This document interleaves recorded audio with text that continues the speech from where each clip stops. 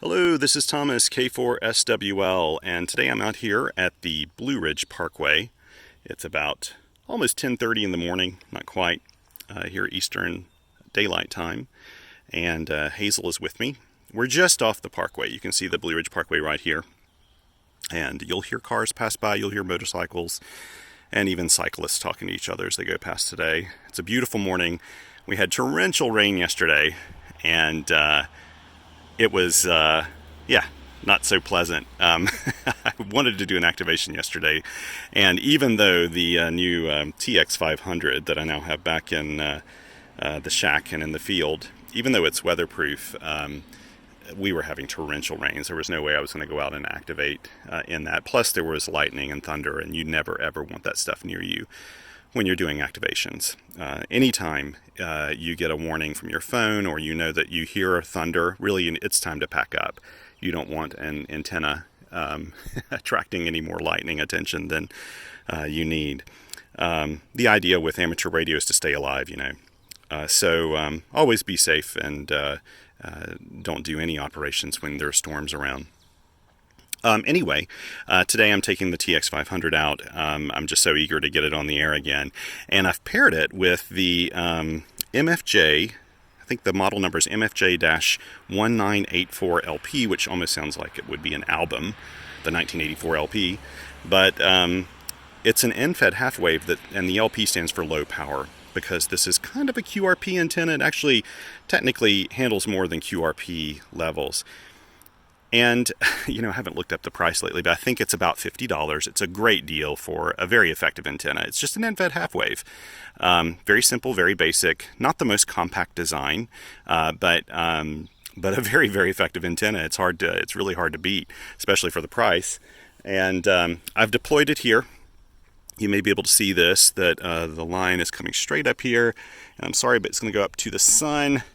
It comes back down onto this trail right here. In fact, speaking of trails, Hazel and I almost decided to do a summit activation this morning. We would have had to leave out really early.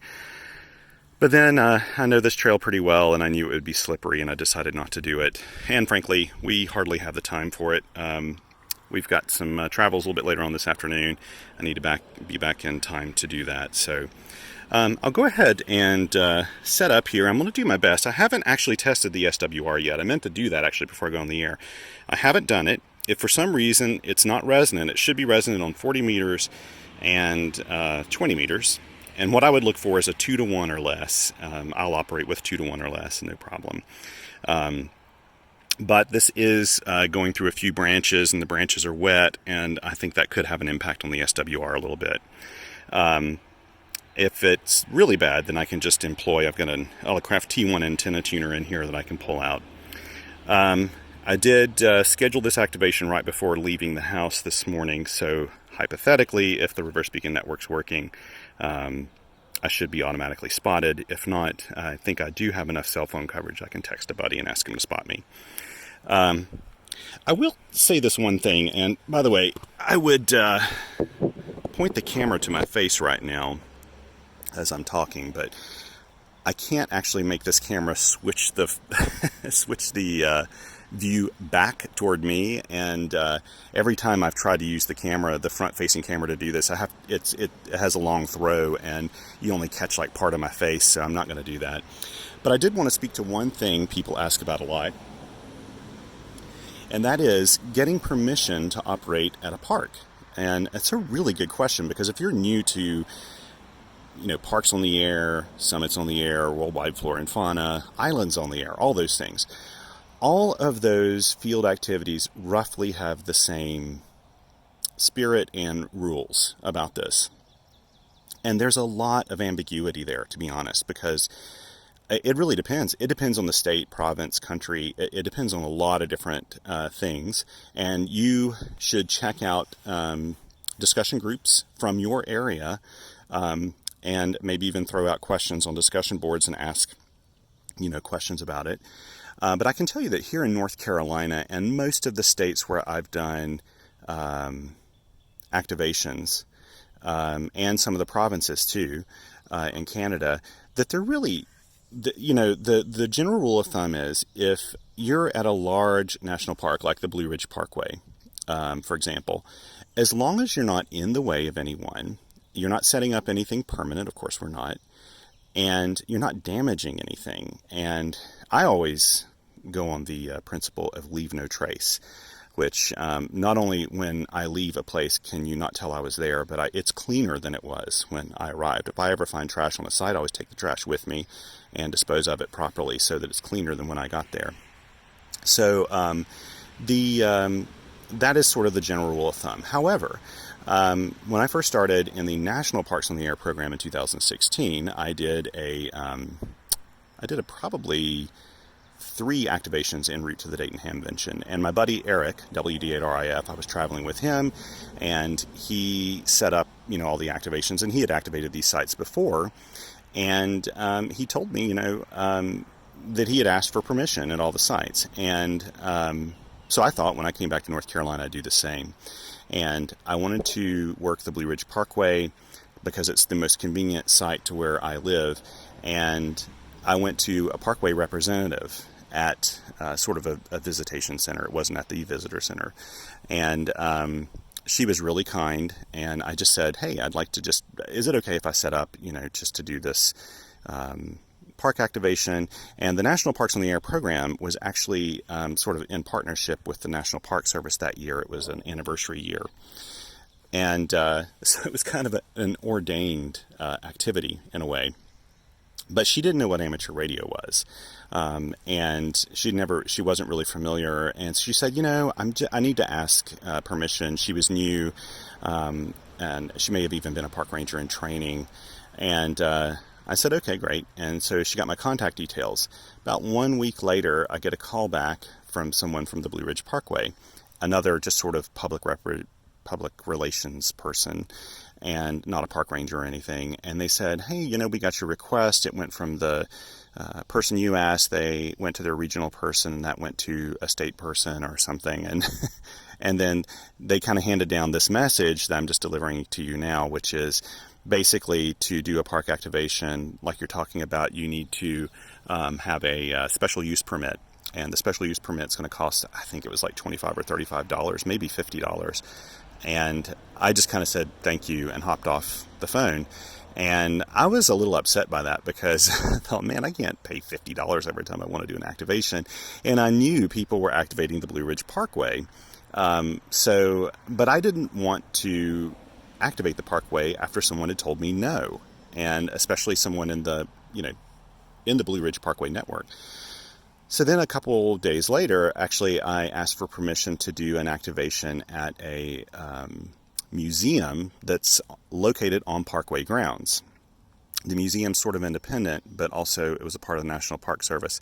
And they gave me permission on the phone to do an activation on the museum grounds. So when I got there, they were actually having an activity that day, and they had a park ranger on staff. And I started talking to the park ranger. Whoops, sorry about that. The park ranger was very interested in amateur radio and had known about it. And he said, yeah, you're free to set up and have a good time. And do you mind if I send people your way? Because they'll probably want to hear, what you're doing. And so I told him, absolutely. My wife and my girls were with me, and they're good ambassadors of amateur radio, so they could talk to people while I'm operating. And then I told him the story about asking for permission, and he said, oh, no, you went around that the wrong way. He said, there's absolutely no issue with you at all doing a field activation. He said, I'm familiar with this. I've talked to other amateur radio operators. He said, just don't set up like at an overlook where people are trying to park and take up space and get in the way. He said, don't do things like that. As long as you're out and about and you're not damaging anything, it is perfectly fine. And you have my permission to activate any place you want to on the Parkway, as long as you're not interfering with other people's enjoyment of the Parkway. And which that made a lot of sense to me. And he said, to the defense, he said, the people you were asking just really didn't know a thing about National Parks on the Air or anything like that. They didn't know what amateur radio was, and they were probably assuming you were setting up something more involved and more permanent in nature, just meaning like maybe a whole day or something. So my take has always been from that point forward, I always ask permission if I'm going to a site that's small, like a historic site, any kind of archaeological site, anything where I may be setting up in a parking lot or there's just a limited amount of space, I ask for permission. Especially if it's an archaeological site. If I'm going to a large national forest, game lands, things like that, I never ask, really, and I don't think a lot of people do. Now, again, there are national forests and provincial forests and different areas, different wildlife areas in the countries you live that you may need to ask permission. And the best thing to do is just kind of check the discussion boards of people who've done activations there before. Some states here in the United States, you almost pay every time you go into a state park. North Carolina, all the state parks, at least most of the state parks, are free. And they're usually very... they have no issue with amateur radio operations on the parks. In fact, some of the best discussions I've had with people have been park rangers at a lot of these. So just keep in mind, check for local status and stuff. But as long as you're not getting in people's way and, it's a really large area where you can set up and people may not even pass by you, then I really don't think it's much of an issue. And if you ever have any questions or doubts about that, get a self-supporting antenna like a Wolf River Coils antenna or maybe a Chameleon vertical antenna, something that has a minimal impact on the area. Maybe you're only putting one stake in the ground or it's just sitting on the ground. Or you can always operate mobile if you want to. I've never done that in any of my park activations because I like doing the field thing, but anyway, that's enough said about that. I get a lot of questions about this, and it's a really good question. I didn't want to forget to address it. Now, big question is, can I get this park activated? So you won't be able to see this on camera because it's just a little too far away, I'm afraid. Let's turn this up. And let me see what my SWR... Okay. On 40 meters, the SWR is 1.7 to 1. That's fine for this. Now, normally I would expect around 1.4, 1.3 with this antenna, but I'm sure that my deployment changed that a little bit. I won't check 20 meters for now. I'll just check 20 meters if I end up using 20 meters. We'll go ahead and start calling CQ here. And, the way I've got this set up, I'm just going to do manual CQ calls. And I'll turn up the volume if it's needed. I've got the, you can see here, I've got the speaker mic set up right here. Hopefully you can hear that when we actually have calls come in. Let's see. I'll go ahead and start calling CQ.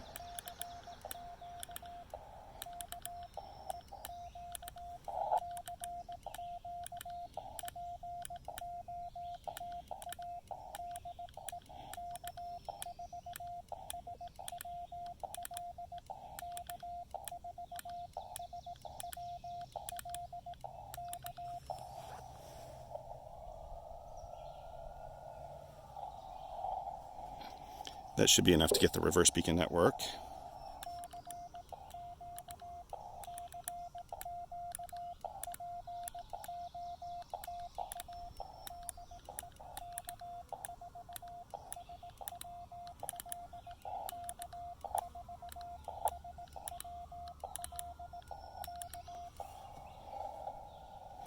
Keep in mind, I'm only operating probably about between 3 and 4 watts of power right now. I could pump up the power in this, no problem, but I have it set for 5 watts output, but I'm guessing with that SWR, it's probably closer to about 3 to 4.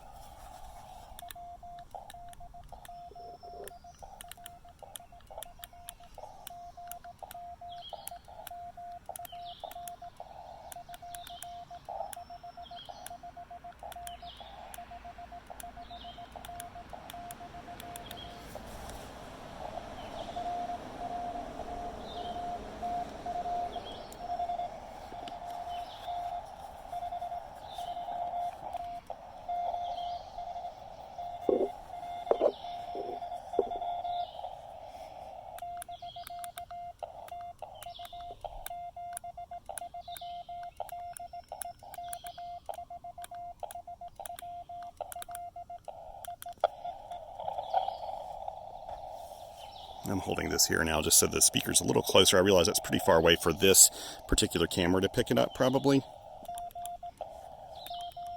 Oh, let me try. This is going to be a mess. I may have to see if I can attach it to the side here of this clipboard. There we go.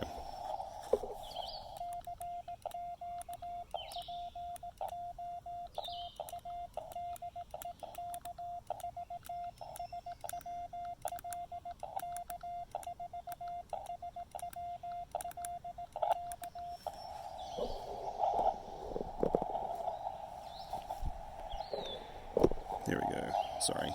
It is hard to get this camera to work. I need to get a camera with a little bit wider angle lens.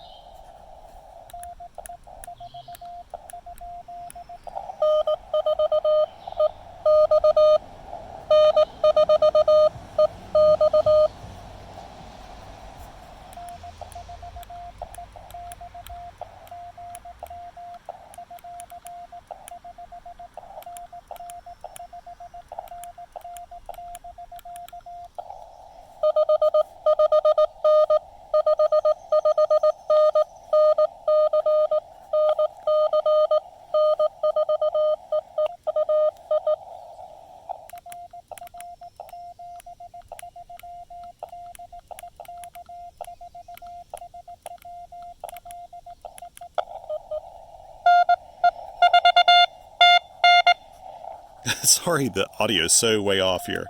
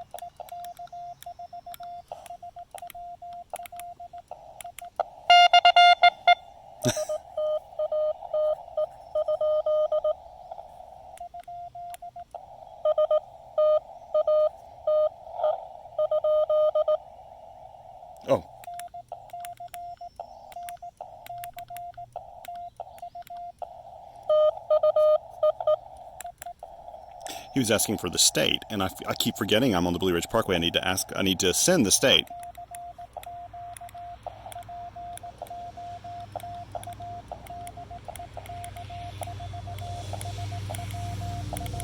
I appreciate them saying that.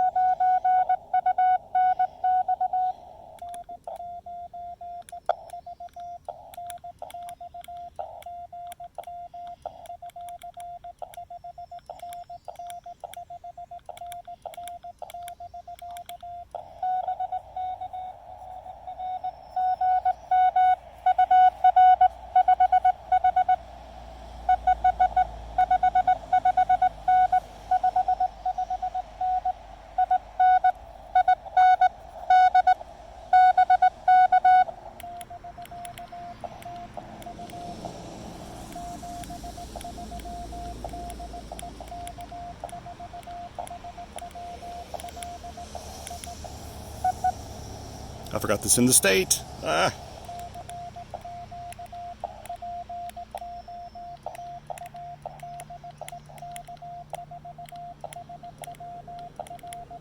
not used to doing that.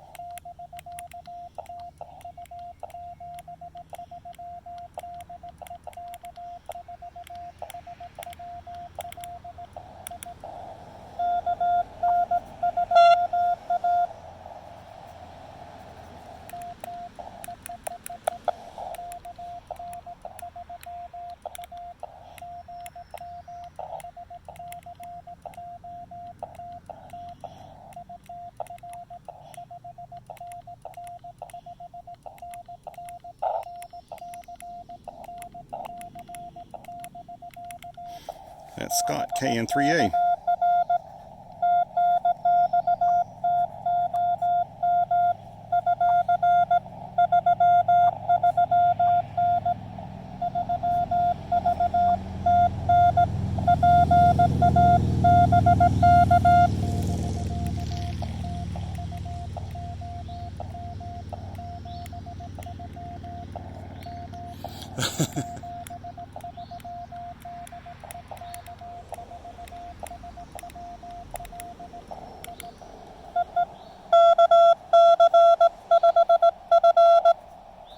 All right.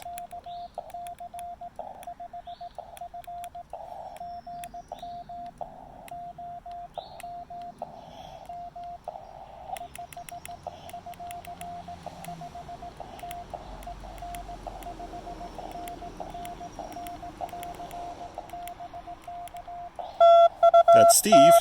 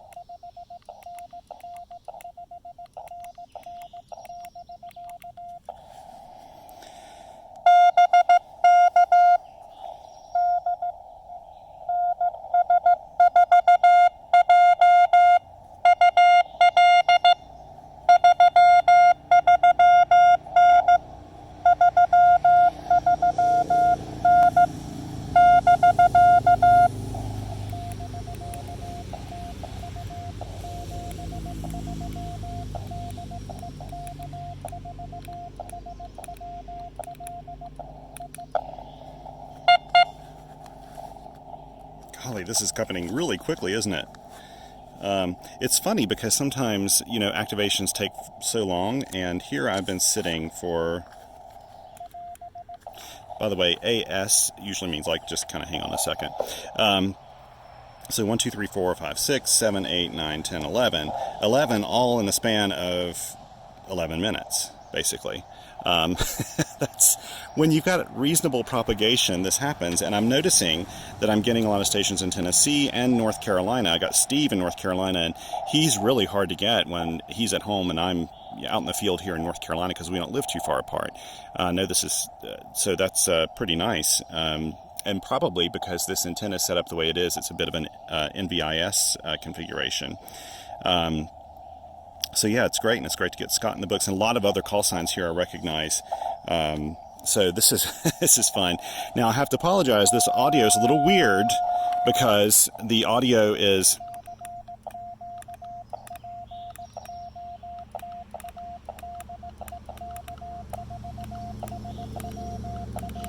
There's a big difference between loud and soft in these things, and the strong stations are really blasting in. The noise floor on this is so low, it kind of makes it odd to handle that, and I'm not too close to the volume the way I've got this set up here. So I'm trying to keep that away. I hope it's not blasting you out when these loud stations come in. But there's enough QS Baker that you may have heard with some of these early stations that they really did go down like 5 S units when they came back to me. So I need to keep the volume pumped up a little bit just so I can catch that. And that way all the black bears can hear the Morse code. Because I'm sure there's some around here. I passed one on the way up this morning, in fact.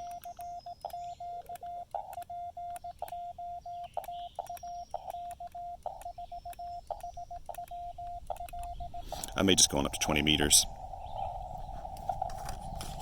I think I'll do that. I'll do a little 20 meters, and then we'll call it quits. Okay, let's see. Oh. Okay, that's 30. I don't have my glasses on. That's promising.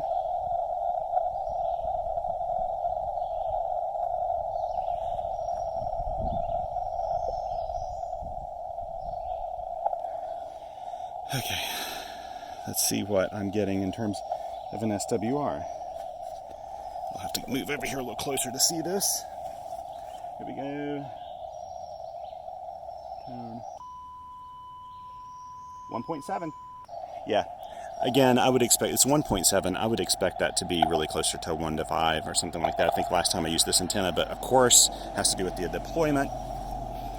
Let's go ahead and start calling CQ, and hopefully the reverse beacon network will pick us up.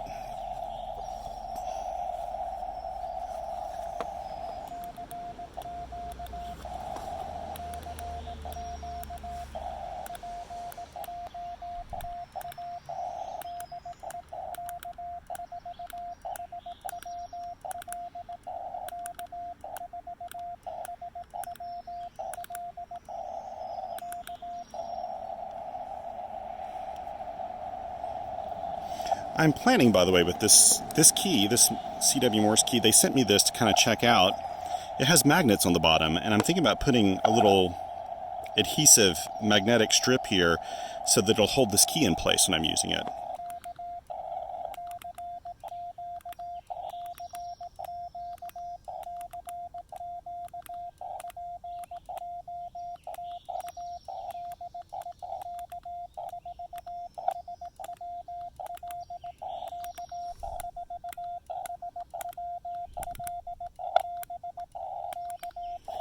I don't know why I said BK, but I did. Let me make sure I've got this correct here. 14. I'll put 14 here so I don't forget that.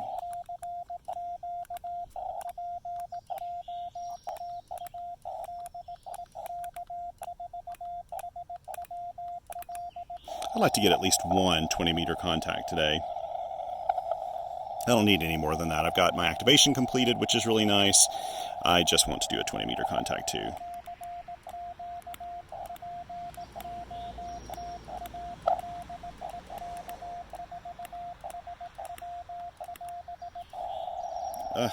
Add an extra dit. There we go. And let me text my buddy, Mike, if I can get a text message to go through.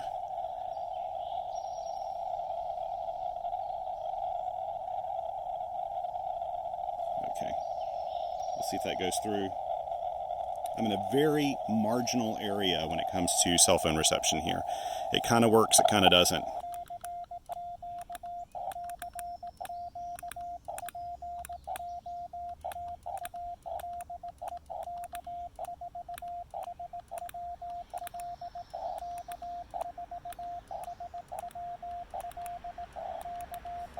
So, I was asked recently if it helps to do a long call to get the reverse beacon network to pick you up.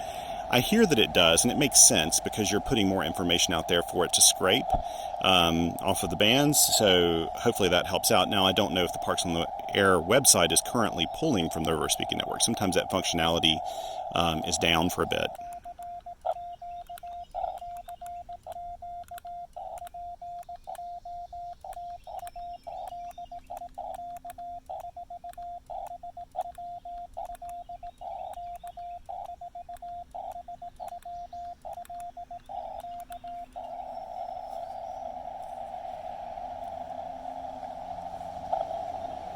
Meters is kind of quiet this morning.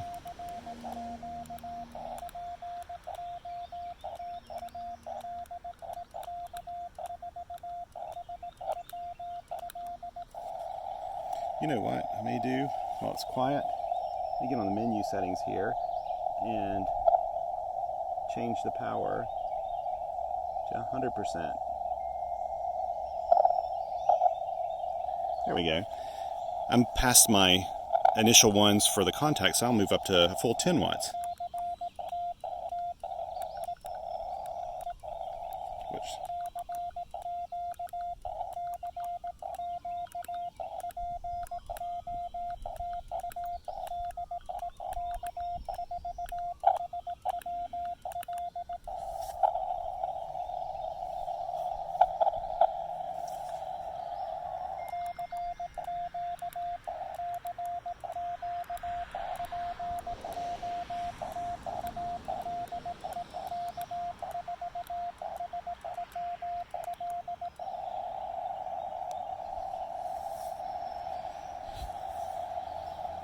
it would be nice to get one contact on 20.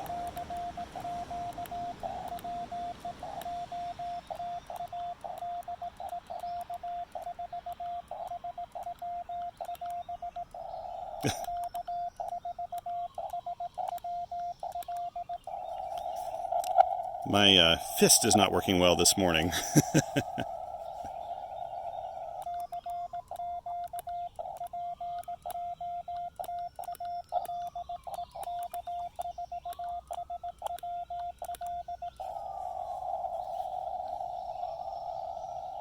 You doing okay over there, Hazel? Yeah. Hazel hasn't had breakfast this morning. She slept in, and when I left, I thought she'd maybe stay at the house, and she heard me get my hiking boots, and so she ran to the door.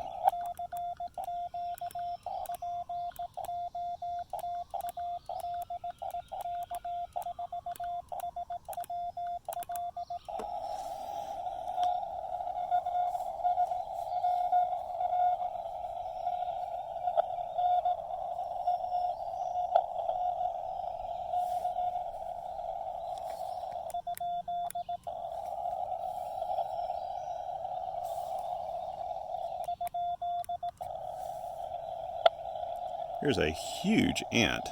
It's like a carpenter ant almost on the transceiver.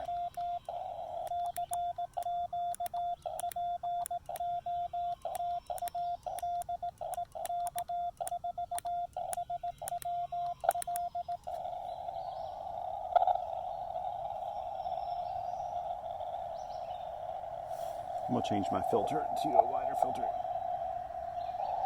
There we go. Maybe that'll help.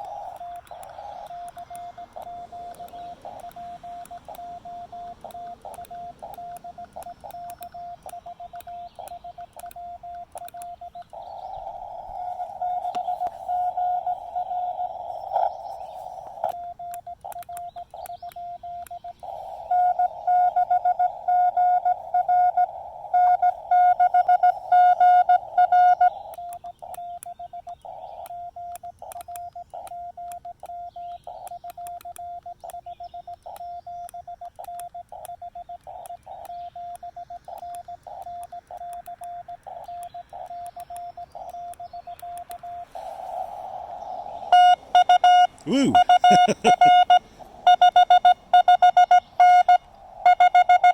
Now that's a big improvement. New Mexico, nice.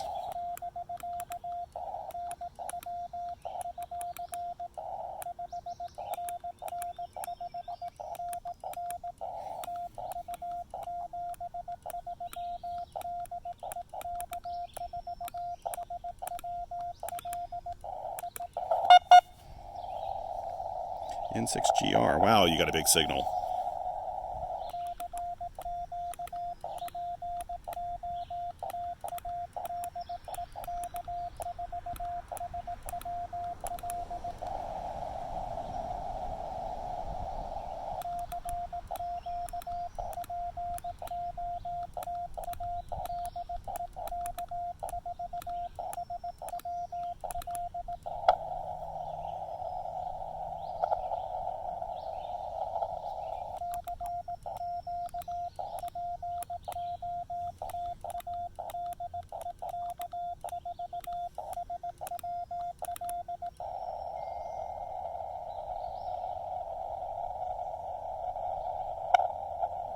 I almost think I hear someone in there. They are so buried down. I mean, the noise floor is pretty low, actually, but they're really, really, really weak. I just hear like a little bit of the tone, but I can't hear them.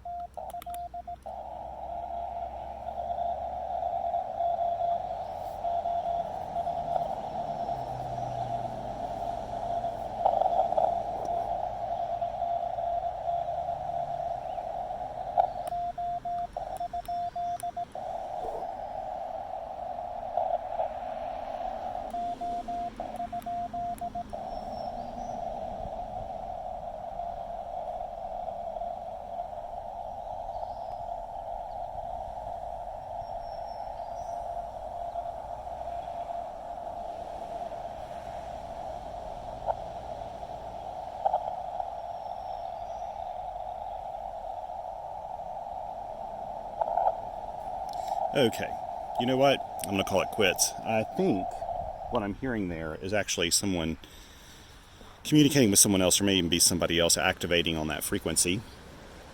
I'll put this up and I'll show you something I just noticed as I was operating here. Before I've talked about some of the hazards you need to look for when you're doing a park or a summit activation, if you're not new to it. At one recently, I was telling you, like, even though we were kind of in a rural area and everything, there were power lines. And sometimes even when you're along Parkway, now there are none here along the Blue Ridge Parkway at all, but you always look for power lines anyway, because you might be surprised where power lines could be, and you don't want to accidentally get involved in those. Also, this time of year, it's spring here in North Carolina. This is tick season. It is for a lot of places. In fact, tick season is almost a year-round thing in many states and provinces and countries. And be aware of that and actually try to protect yourself from ticks. You don't want to get deer ticks biting you, for example. It's just not a good thing. And you want to protect your partners and your animals that you bring around. Another thing you need to watch out for is poison ivy. And there's actually poison ivy right here. Now, I haven't touched it to my knowledge. I don't think I have at all because I've just set up things here. But I'm usually very, very aware of poison ivy, but I somehow just did not even see this today when I came over here. And it's right here at my feet. And I'm pretty allergic to the stuff. So when I go back, you better believe I'm going to wash my boots and I'm going to wash my hands really carefully because there is some here. Usually you find poison ivy like, this is a perfect location actually, sort of like an edge of where a maintained part of the grounds are, where it's mowed or bushwhacked or whatever. And and on the edge of the forest you'll find poison ivy growing. You can see a lot of it here. But they have these 3 leaves, and wow, now that I see it, there's just a whole big bunch of it here. They have these 3 leaves, and you can kind of see they're kind of like a symmetrical, like the 2 leaves in the bottom, they're kind of they look like each other. They're kind of symmetrical, and you got to really watch out for that stuff if you're allergic to it. I know some people that really are not allergic to it, but boy, I am. And you don't want to get that stuff on your face. So be really careful. I'll have to be kind of careful how I pack this up today. So I'm a little surprised I didn't notice that at first, because normally I do, when I go out to a site and I'm looking at something, I do a really quick once over, and I think I was looking over here where I didn't see really any poison ivy in here. Some of the stuff looks like it, but isn't. I did see some over here, but for some reason I just didn't notice how much is growing right here. There's a really nice patch of it. Anyway, thanks so much for joining me out here today. I really like doing these activation videos, and I'm going to keep doing them the way I do them. A lot of people have encouraged me not to change my format and not edit them, and I don't edit them. And to be honest, it's a little intimidating sometimes, because when I make mistakes in the field, and everyone makes mistakes when they're doing radio stuff, they all do. You drop your radio, you send the wrong call sign, you do something. The tendency is to want to edit that stuff out so people don't see your mistakes. But frankly, I guess I don't really care. At the end of the day, if people see me make mistakes, I'm human. And everyone does it. And so I think that it's just kind of a more realistic representation of amateur radio and what goes on. We don't do perfect activations. Sometimes activations like this one were pretty effortless. This was very, very easy to do. And sometimes activations are more of a struggle. And that's part of the fun, is not knowing when you go out to the field. It's always really nice and surprising when things work out your way, or maybe it's a little bit more of a struggle. And I was just talking to somebody recently, and I've been out in the field before. I remember an activation where it took me like the better part of 90 minutes to get my 10 contacts. And then at the very end, as I was sending QRT, I started getting more contacts in. After I'd struggled for them, all of a sudden they were coming in very easily. Things like that happen because propagation changes. Maybe people are coming home from work, or they're coming home, they're finishing up their lunch, and they just happen to hop on the air. This morning was a good example of just people were out there listening, and it worked out really well, and propagation was decent enough. But I like having you along for the ride. When I do these videos, it's not to I'm not big on being a personality. I'm big on just kind of, I like thinking that you're here with me when we're doing this activation, and we're kind of doing it together. And you're just a companion along for the ride. And so I like talking to you, and I appreciate your company. And thank you so much. YouTube has really surprised me. I have been blogging now for years. I will do, in fact, for this, a specific sort of post on qrpeer.com, and there will be a link in the description below. I do that on every single one of my field activations, for the most part. I shouldn't say every one. I think there have been some I just put out in video and didn't write them up. But for the most part, I always do a link to a proper post, and I have all the equipment links in here for anything I'm using, so you can figure out how to get those, or how to find out more information about them, or read my reviews about them. And so I've been doing qrpeer.com and the SW Welling Post for a long time. The SW Welling Post is a blog mainly about shortwave radio, but also about ham radio. I have like 9,000 daily readers there. I get a ton of correspondence, a ton of comments. And it's a lot of fun. It's a really cool community. QRpeer is the same thing. I was very hesitant to go on YouTube because I see YouTube comments of people just being incredibly negative and trolly, and I just didn't want to deal with it. And so I was hesitant to do these videos, but you guys have completely proven me wrong. There have been so many kind men and women and young people out there who've written really nice comments, and it's very encouraging. It makes me... restores my faith in YouTube humanity. Anyway, thank you so much for joining me today. I've rambled on enough here. Hazel has not had breakfast yet, and I think she's giving me the indication she wants to go back to the car. So she's probably a little hungry. Little does she know she's going to the vet tomorrow. Poor thing has to have a procedure probably done on her ears at a specialist, and they're going to check that out tomorrow. She doesn't realize that. If she did, she would be hiding right now already. And again, thank you so much, and 7 threes.